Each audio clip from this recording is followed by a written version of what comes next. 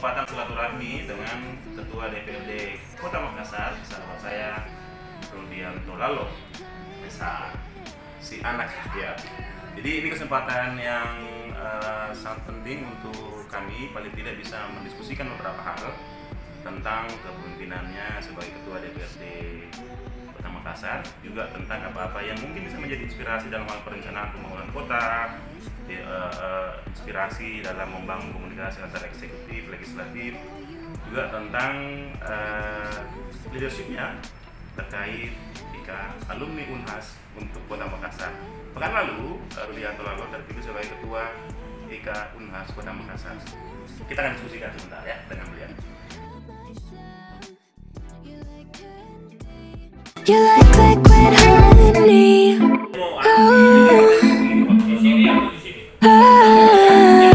Kita ini kan melihat relasi Makassar, apa itu melejit dengan ada pemain anak rakyat, kemudian juga sejarah menjadi politisi dan jadi ketua DPRD itu kan juga surprise ya. Bahkan program-program berbasis masyarakat, ya, bukan politis. Toh, bagaimana itu masuk di perencanaan kita? Apa betul-betul dari sekian kecamatan di Makassar ini sudah bersuara seperti ini? Kalau yang saya ingin kita dirasakan di DPRD bahwa teman-teman ini Andi, proyeknya sudah betul-betul tidak etis itu. Ya kalau program sudah pasti program kawan-kawan di DPR ini program bawah. Karena kan dia masih mau dipilih Pak. Kita dulu di sini kan uji cobanya hanya 5 tahun Pak. Kalau kita tidak perhatikan dapil, kita tidak perhatikan konstituen yang memilih kita, tidak mungkin kita bisa terpilih kembali. Saya kebetulan periode kedua di sini, suara saya naik. Kemarin 5.000 ya? Kemarin hanya 2.346. Ini kurang lebih 5.700. Berarti naik 150%. Kenapa naik 150%? Kalau kinerja buruk, kita lupa orang-orang yang berjasa memilih kita, atau kita tidak peduli lagi kampung kita, tidak ada perubahan, tidak mungkin kita dipilih. Apa Nasdem? Apa motivasi utama kuat waktu itu? Kenapa Nasdem? Saya berprofesi sebagai advokat di Jakarta. Di Jakarta, kebetulan jiwa saya rasa-rasanya tidak cocok. Di mahasiswa kan terbiasa mimpin organisasi. Di mahasiswa terbiasa dengan mungkin ada jiwa-jiwa kepemimpinan lah. Pak kakak. Jadi rasa-rasanya Pak Akbar Faisal waktu itu gabung di Nasdem. Saya iseng-iseng aja. Saya juga sekalian uji coba dulu di kampus Fakultas Hukum Unhas, kampus besar. Siapa mau menjadi ketua BEM, ketua senat? Kadang-kadang nunggu restu saya siapa yang artinya apa? Logika saya, pemilih cerdas saja saya bisa yakinkan. Masih itu kan pemilih cerdas Pak. Saya mau uji coba praktek benar sebenarnya dalam tentu praktek benarnya masyarakat. Jangan-jangan di kampus saya jago, menang terus di pemilihan BEM misalkan, menjadikan orang jadi ketua senat, giliran di masyarakat saya nggak bisa. Jadi lebih kepada uji coba juga sebenarnya. Saya katakan iseng-iseng waktu itu. Coba tahun berapa itu? 2014 ke Nasdem langsung ya? 2013 masuk Nasdem, uji coba 2014, alhamdulillah 1 kali terpilih langsung. Kira-kira itu. Kita ingin bilang Pak Akbar Faisal sangat berpengaruh di Pak Akbar Faisal yang saya bernasib karena Pak Akbar Faisal awalnya. Pertama kenapa bernasib, partai ini partai baru dengan tagline gerakan perubahan restorasi Indonesia, ya tentu ada daya tarik tersendiri sebagai orang yang dilahirkan di kampus dengan demo-demo aja, parlemen jalanan, coba-coba kita parlemen yang sebenarnya. Itu berbangsa dan mendengar. Selalu ingin menawarkan sesuatu yang mungkin berbeda ya sebagai anak rakyat. Ini harus menjadi contoh bagaimana mendorong perubahan di Kota Makassar. Perencanaan, kemudian alokasi anggaran itu harus betul-betul sesuai dengan aspirasi yang dibutuhkan oleh rakyat. Nah, Pak Ketua, ini pendek saja barangkali karena saya juga sibuk ini. Panjang ya. Oke. Cari bagaimana bisa menghidupi kampanye dan seterusnya. Dari mana? Nah, dia orang kaya. Ya pastilah sama ketika saya terpilih di DPR. Udah pasti saya kalau bicara finansial udah pasti gugur, tidak masuk kategori 2014 ini kan. Tetapi kan uang juga bukan segalanya kan. Kalau kita sering berinteraksi dengan masyarakat, kemudian aspirasi keinginan-keinginannya mampu kita tunaikan, penuhi, iya. Maka itu kan pilihan tersendiri. Iya. Pemilihan itu sebenarnya kan seseorang ilmu politiknya kira-kira bagaimana seseorang dikenal. Setelah dikenal, bagaimana orang itu bisa disuka. Iya. Kalau kita disuka, pasti kita dipilih, Pak. Iya, betul. Teori politiknya kira-kira begitu. Betul. Nah sekarang, bagaimana saya dikenal? Sementara profesi saya lawyer di Jakarta. Iya. Pada saat saya nyatakan maju, maka 1 bulan sebelum pemilihan saya standby di Makassar, keliling. Ini kan seni meyakinkan, keliling ke warga-warga, meyakinkan. Misalnya saya akan menjadi wakil rakyat baik, yang tidak akan pernah melupakan jasa-jasa Bapak Ibu kalau Bapak Ibu menurut saya. Kan itu, ini kan seni meyakinkan. Dan alhamdulillah ya dipercaya terpilih. Di periode kedua, semua orang-orang yang memilih saya, gak ada yang saya tinggalin, Pak. Tidak ada tim sukses yang kecewa misalkan gitu kan. Karena kita mampu jawab keinginan kita. Alhamdulillah. Nah, kebutuhan itu diartikulasi dalam bentuk respon, peduli, responsif, peduli, care. Kalau ada masalah, ada kebutuhannya. Kan banyaklah masalah-masalah kadang-kadang kan. Kemudian tidak datang nanti pada saat pemilihan. Alhamdulillah ada ambulans yang beredar. Ya kan? Kira-kira itu kan modal-modal kecil, Pak. Tetapi karena dia selalu berkesinambungan, tidak datang nanti pada saat pemilu, yang datang saat pemilu pasti mahal ongkosnya, Pak. Saya selalu hadir. Makanya kan tagline anak rakyat itu bukan karena sebenarnya merepresentasikan diri saya bukan anak siapa-siapa.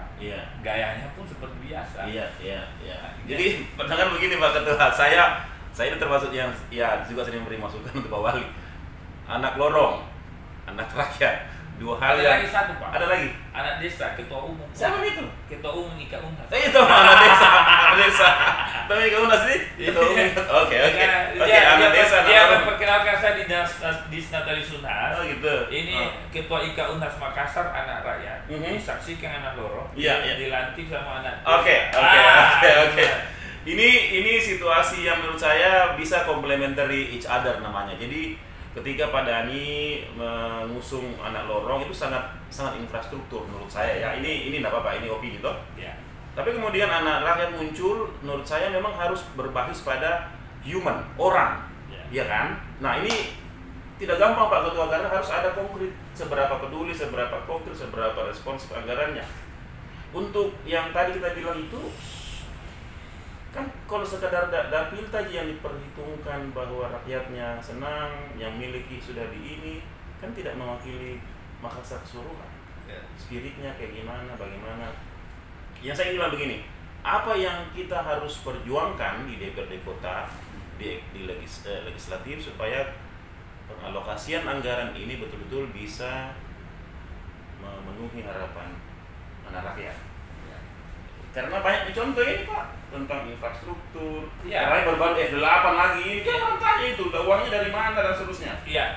Artinya kan gini, kalau sekarang kan aspirasi, persepsi publik soal aspirasi kan lebih kepada infrastruktur, Pak. Publik. Apa sih maka? Publik. Ya, kadang-kadang dapat kita dilihat apa sih yang sudah dilakukan oleh Pak Rudi? Apa sih yang dilakukan anak rakyat selama dia di DPR? Kan gitu kan? Itu saya. Sekarang saya misalkan tinggal di Laka, bagaimana uang masuk di Laka? Saya perbaiki sekolahnya, saya perbaiki puskesmasnya, misalkan saya perbaiki jalan lingkungannya, semua udah bagus jalan lingkungannya, dermaganya saya perbaiki. Kira-kira begitu.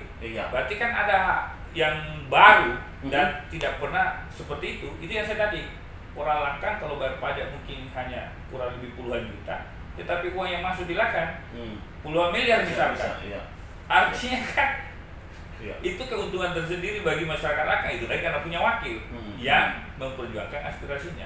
Dalam konteks Makassar, itu tadi saya katakan tadi, seringkali kita melupakan petugas mulia di kota Makassar, seperti tadi pemandi jenazah. Pemandi jenazah. Guru mengaji. Lalu kemudian iman rawatib, guru buang kalau agama Kristen.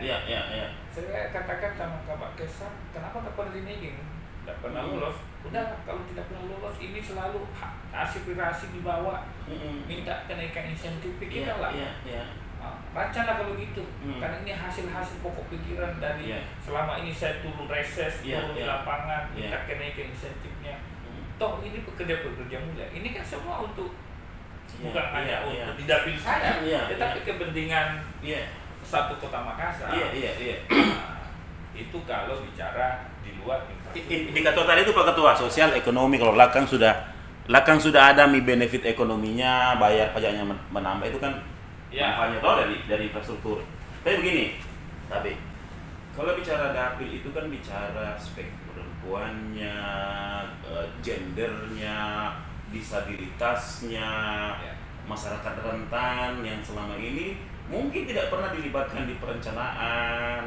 Tiba-tiba mereka bilang, kenapa saya tidak pernah dapat kesempatan untuk menikmati itu yang saya ingin bilang tadi sebenarnya, karena luas sekali ini Pak. Ya memang kita karena di DPR ini kan pasti masih skopnya bicara daerah pemilihan, karena kita terpilih daerah pemilihan itu.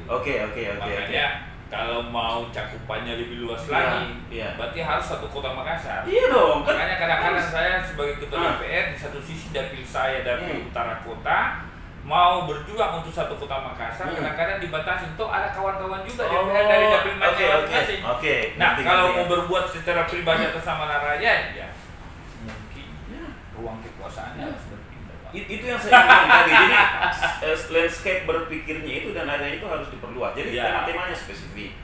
Lakang itu nelayan, petambak atau nelayan atau apalah. Tapi kan di situ juga kita bicara tentang pedagang, pekerja informal dan seterusnya.